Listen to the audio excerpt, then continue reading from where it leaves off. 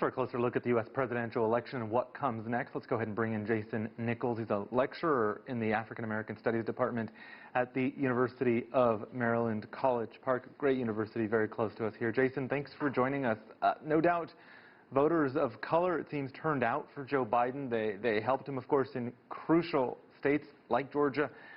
Beyond the vice president slot, do you expect to see a cross-section of diversity in a Biden administration? And would you say that's a priority for him right now?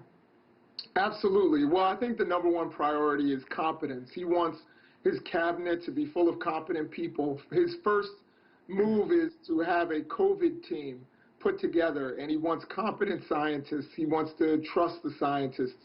So I think his number one priority is having competent people around him. But what we know in the United States of America is that competent people come of all sexes, genders, sexual orientations, and races. And so he's going to have a very diverse cabinet. He's going to have diverse advisors, unlike the previous president who had the least diverse cabinet to begin with since the Reagan administration 40 years ago. So I think that will be a stark difference between him and President Trump and the way he governs and the people that he listens to. Kamala Harris, of course, has broken a glass ceiling, not just as a woman, but as a person of color. How important is that visibility to minority communities? I think it's very important. I think it is very important in terms of symbolism. I'm somebody who personally has two daughters of color, who needs role models, needs someone to look up to, need to know that it's possible. You know, I grew up not believing that a black president was possible until Barack Obama, and it took really until that very night for me to actually understand and believe that it was possible, even though I cast my ballot and I was seeing it all around the country. It wasn't until he walked on that stage that I understood that. And now my children are getting to see it much earlier than I have.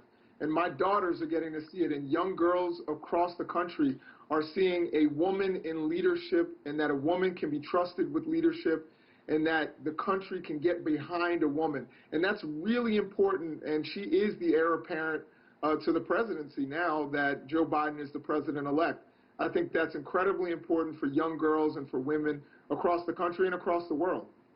Jason, some in the black community criticized Harris when she was California's Attorney General. They said that she disproportionately prosecuted African Americans. First, do you agree? And either way, where does she go with that now in her federal position? Well, I think the criticisms are valid. She certainly has a mixed record on criminal justice. She has tried to whitewash that record. Others have, I think, sometimes not put certain cases in context, but she certainly had some missteps as Attorney General in California and in, I believe, Alameda County around San Francisco. So she makes some mistakes there that cost a lot of African-American people, particularly African-American men, their freedom. However, I think that she's grown as the country has evolved on criminal justice, and I think she's in a different place and will be a leading voice in criminal justice reform, which is so desperately needed in our country. All right, Jason Nichols from the University of Maryland, College Park, thank you so much for joining us.